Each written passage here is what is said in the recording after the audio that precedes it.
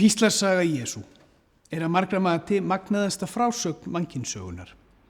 Hvaða afstaða sem tekin til sagnfræðilegrar nákvæmni eða trúarlegra sannindi þess sem þar boðað. Jesús frá Nasaret upplifir þau örlög að loknu lífi sem einkenndist af þjónustu við náungan og kennslu kærleika Guðs að vera tekin af lífi með hrottafullum hætti. Jesús var fórnarlamb trúarlegra yfirvalda sem dæmdan fyrir það eitt að boða kærleika. Fórnarlamb Rómarveldis sem krafðist þess að enginn andmælti herveldi þeirra og fórnarlamb fylgjenda sinna sem svekan fyrir lítið fé eða flúðu af vettvangi á ögurstundu.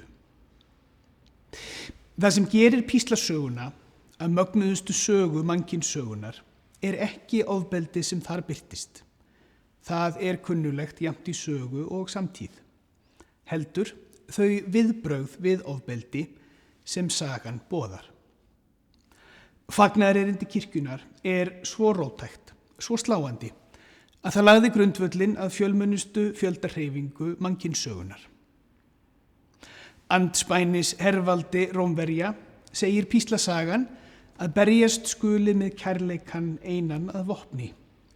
Slíðir að sverð þitt, allir sem sverði bregða munu fyrir sverði falla. Andspænis trúarofbeldi segir píslasagan að tala skuli sannleika. Vei yður hræsnarar, þér hirðið ekki það sem mikilvægast réttlæti, miskunn, trúfesti.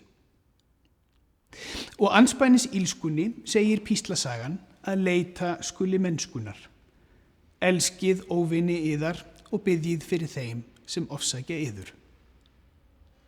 Píslarsagan, páskaundrið, boðar að þrátt fyrir ofbeldi eigum við von.